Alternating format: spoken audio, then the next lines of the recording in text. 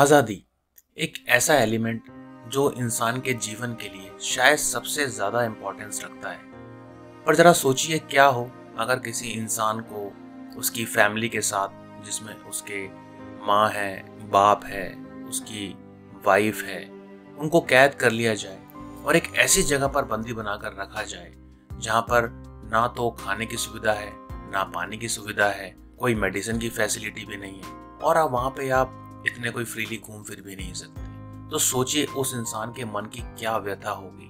क्या वहाँ पर जीने के लिए कोई उद्देश्य बचेगा? यह कोई काल्पनिक स्टोरी नहीं है, यह एक रियल स्टोरी है एक ऐसे इंसान की जिसने 3 साल ऐसी विषम परिस्थितियों को झेला, उनसे बाहर निकला और बाहर निकलने के बाद एक ऐसा कॉन्सेप्ट पूरी दुनिया को दिया जिसने करोड़ों लोगों की लाइफ को चेंज किया। तो वीडियो में अंत तक बने रहिए, हम इस कॉन्सेप्ट को समझने की कोशिश करते हैं। यहाँ हम बात कर रहे हैं विक्टर फ्रैंकल की। विक्टर फ्रैंकल एक बहुत ही फेमस साइकोलॉजिस्ट थे। सेकेंड वर्ल्ड वॉर के दौरान जर्मनी की सेना ने उनको उनके परिवार के साथ उनके घर से गिरफ्तार किया और उनको कंसंट्रेशन कैंप में ले जाया गया। यह कंसंट्रेशन कैंप एक नरक की तरह थे जिसको शायद बयान करना भी बहुत मुश्किल है। कैद होने के बाद उनके पिता की निमोनिया से मृत्यु हो गई, उनकी माँ की भूख से मृत्यु हो गई और उनकी वाइफ, उनकी शादी अभी अभी हुई थी, सिर्फ 9 या 10 ही महीने हुए थे उनकी शादी को, वह भी मारी गई। क्योंकि सब लोग उस सेम जगह पर अलग अलग जगह बंदी थे तो किसी को पता ही नहीं चला कि एक दूसरे के साथ क्या हो रहा है। खाना भी ठीक से नहीं दिया जाता था, शायद दिन में एक बंद का टुकड़ा पानी के साथ दिया जाता था। अगर कोई बीमार हो गया तो उसके लिए दवाई भी नहीं थी। तो इस तरीके से एक ऐसी इनह्यूमन कंडीशंस थी जहाँ पे वहाँ के इनमेट्स को रहना पड़ता था। विक्टर 3 साल तक इन कंसंट्रेशन कैंप में बंदी रहे। 3 साल बाद जब जर्मनी की सेना की हार हुई, मित्र राष्ट्रों की सेना इन कंसंट्रेशन कैंप तक पहुंची, तब इन बंदियों को छुड़ाया गया और इनके हालात पूरी दुनिया के सामने आए। इस हादसे ने विक्टर का सब कुछ छीन लिया था, उनकी हस्ती, उनकी किताब की मैन्युस्क्रिप्ट, उनकी पूरी फैमिली, उनकी वाइफ। पर यह हादसा विक्टर से क्या नहीं छीन पाया, वह थी उनके जीने की इच्छा।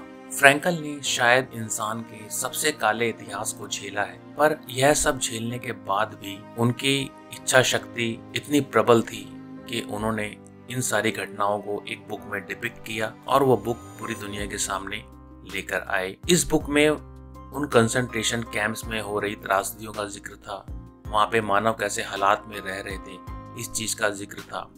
और जो सबसे इम्पोर्टेंट पार्ट इस बुक का था वो था कि इंसान इस तरह की परिस्थितियों में भी जीने का अर्थ कैसे ढूंढ सकता है। और इस बुक का नाम था man search for meaning by Victor Frankl. अपनी इस कैद के दौरान विक्टर ने पाया कि जीवन के अर्थ को हम 3 तरीकों से ढूंढ सकते हैं। पहला थ्रू लव, दूसरा थ्रू वर्क, तीसरा थ्रू सफरिंग। जब विक्टर वहां पर कैद थे तो वहां पर उनके पास करने के लिए कुछ भी नहीं था और परिस्थितियां ऐसी थी, क्योंकि रोज आप देख रहे हैं कि आपके आसपास के जो इनमेट्स हैं वो भूख से मर रहे हैं, बीमारी से मर रहे हैं। वहाँ के जो गार्ड्स थे वो उन पर बहुत अत्याचार करते थे, वह उसके कारण मर रहे हैं। और इतना सब कुछ देखने के बाद भी आपके पास कोई तरीका नहीं है उन लोगों की मदद करने का। तो इसने विक्टर को बहुत झकझोर कर रख दिया। पर विक्टर अपने मन में सोचते रहते थे कि जब मैं यहाँ से आज़ाद होऊंगा तो मैं अपनी वाइफ के साथ कैसा जीवन बिताऊंगा, मैं कैसे प्यार से उसके साथ रहूंगा, क्योंकि विक्टर अपनी वाइफ को बहुत ही सच्चा प्रेम करते थे। उसके बाद उन्होंने सोचा कि जब मैं यहाँ से आज़ाद होऊंगा तो मैं अपनी बुक को किस तरीके से कंप्लीट करूँगा, उसमें मैं क्या लिखूँगा जिससे कि लोगों को सहारा मिल पाए, लोगों की परिस्थितियाँ बदल पाएँ, लोगों का मेंटल शिफ्ट चेंज हो टुवर्ड लाइफ मीनिंग। तो इस तरीके से विक्टर ऐसी परिस्थितियों में रहते हुए भी इतने स्ट्रॉन्ग मेंटल माइंडसेट के साथ रहे कि वह परिस्थितियां भी उनको डिगा नहीं पाई। वहाँ पे खाने की कमी थी, हर चीज़ की कमी थी, पर उसके बाद भी विक्टर सिर्फ अपनी एक स्ट्रॉन्ग माइंडसेट की वजह से उन सब परिस्थितियों को झेल पाए, जिसकी वजह से वह शायद जिंदा बच पाए। तो इस तरीके से विक्टर ने through work through love and through suffering अपने लाइफ की मीनिंग को समझने की कोशिश करी, और यही कॉन्सेप्ट उन्होंने अपने इस लिटरेचर के अंदर भी पूरी दुनिया को दी। इस बुक से जो एक बहुत इम्पोर्टेंट कॉन्सेप्ट बाहर निकल के आता है उसका नाम है लोगोथेरेपी। विक्टर खुद एक बहुत प्रसिद्ध साइकोलॉजिस्ट थे। उन्होंने इस नए इलाज के तरीके को जन्म दिया। इसके पीछे जो बेसिक कॉन्सेप्ट है वो ये है कि विक्टर ने ऐसा बोला कि इंसान की जो मैक्सिमम सफरिंग है इस दुनिया में वह इसलिए है क्योंकि इंसान अपने मीनिंग को नहीं समझता, अपने अर्थ को नहीं समझता, और जब ऐसा होता है तब एक एग्जिस्टेंशियल वैक्यूम क्रिएट होता है जो इंसान को जिंदगी भर परेशान करता रहता है। इस एग्जिस्टेंशियल वैक्यूम को कैसे दूर किया जा सकता है? तो विक्टर ने यह कहा कि नॉर्मली हमारी यह मान्यता है कि आपको जिस फील्ड में एक्सेल करना है, मान लीजिए आप म्यूजिशियन बनना चाहते हैं तो आप day in day out music की प्रैक्टिस करेंगे। अगर आप राइटर बनना चाहते हैं तो शायद आप राइटिंग की प्रैक्टिस करेंगे, लाइकवाइज। बट विक्टर के थॉट थोड़े डिफरेंट थे। उन्होंने यह कहा कि इंसान की जो गोल्स हैं वो एवर चेंजिंग है और इसमें कुछ परेशानी की बात नहीं है। इंसान को यह सवाल लाइफ से नहीं पूछना चाहिए कि मीनिंग क्या है, उसको यह सोचना चाहिए कि लाइफ उससे यह सवाल पूछ रही है कि तुम्हारा मीनिंग क्या है।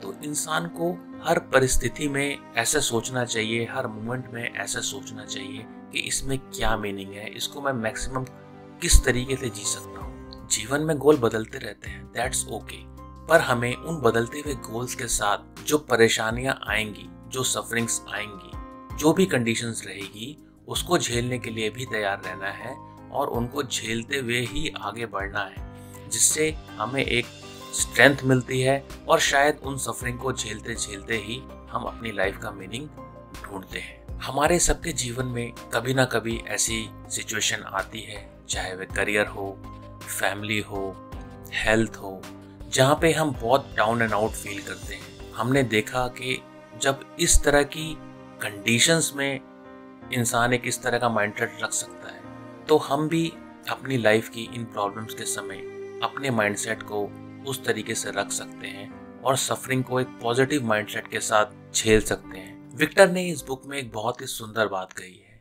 कि between stimulus and response there is a space. जो एक परिस्थिति होती है और जो उसका रिस्पॉन्स होता है, उन दोनों के बीच में एक स्पेस होता है। उस स्पेस के अंदर हम डिसीजन ले सकते हैं जिससे कि उस परिस्थितियों से हम बाहर निकल पाए। अब वो परिस्थिति छोटी भी हो सकती है, वो परिस्थिति लंबी भी हो सकती है, बट हमारा रिस्पॉन्स डिसाइड करता है कि हम उस परिस्थिति से बाहर निकलेंगे और किस तरीके के माइंडसेट के साथ बाहर निकलेंगे। तो इस बुक से हमें 3 टॉप लर्निंग मिलती हैं। पहली, मीनिंग इन सफरिंग। तो जैसा हमने डिस्कस किया, सफरिंग तो हर किसी की लाइफ में आएंगी और वो इनएविटेबल है, पर उन सफरिंग के दौरान हम क्या डिसीजंस लेते हैं, क्या एक्शंस लेते हैं, यह हमारे ऊपर डिपेंड करता है। तो हमें ऐसे समय में बहुत काम, कूल और कंपोज रहना है और परिस्थितियों को देख के ही डिसीजंस लेने हैं, जिससे कि शायद हम उन सफरिंग्स में भी एक मीनिंग ढूंढ पाएंगे। दूसरी, freedom to change your attitude. जो इस बुक से सबसे बड़ा लेसन हमें समझने को मिलता है, हमसे सब कुछ छीना जा सकता है बट हमारी डिसीजन लेने की क्षमता को नहीं छीना जा सकता है। हमारे पास फ्रीडम है कि हम किसी भी परिस्थिति में किस तरीके से डिसीजन लेते हैं। ये शायद इस बुक की सबसे बड़ी लर्निंग है और हमें हमेशा ये ध्यान रखना है कि परिस्थितियां जो भी हों, डिसीजन लेना हमारे हाथ में है। Purpose as a driving force, ये है थर्ड लर्निंग। हमारी सबकी लाइफ में कुछ ऐसे पर्पस होने चाहिए जो हमारी लाइफ को ड्राइव करते हो।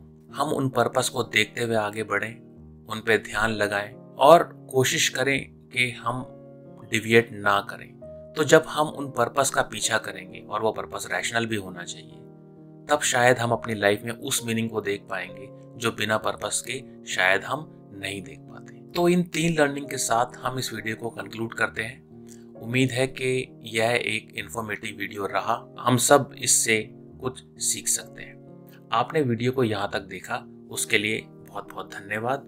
अगर इस वीडियो ने आपकी लाइफ में 1% भी कुछ नई इन्फॉर्मेशन या कुछ वैल्यू ऐड किया है तो उसे ज़रूर लाइक करें, इसको अपने फ्रेंड्स और फैमिली के साथ शेयर करें। हमारे चैनल को ज़रूर सब्सक्राइब करें। हमने यह देखा है कि काफ़ी व्यूअर्स हमारा वीडियो देख रहे हैं पर चैनल को सब्सक्राइब नहीं कर रहे हैं, तो आई रिक्वेस्ट आप चैनल को सब्सक्राइब ज़रूर करें। हमने कुछ दूसरे वीडियोस भी बनाए हैं जो लाइफ से ही रिलेटेड है, तो आई एनकरेज आप उन वीडियोस को भी देखें और अपने फ्रेंड्स और फैमिली के साथ शेयर करें।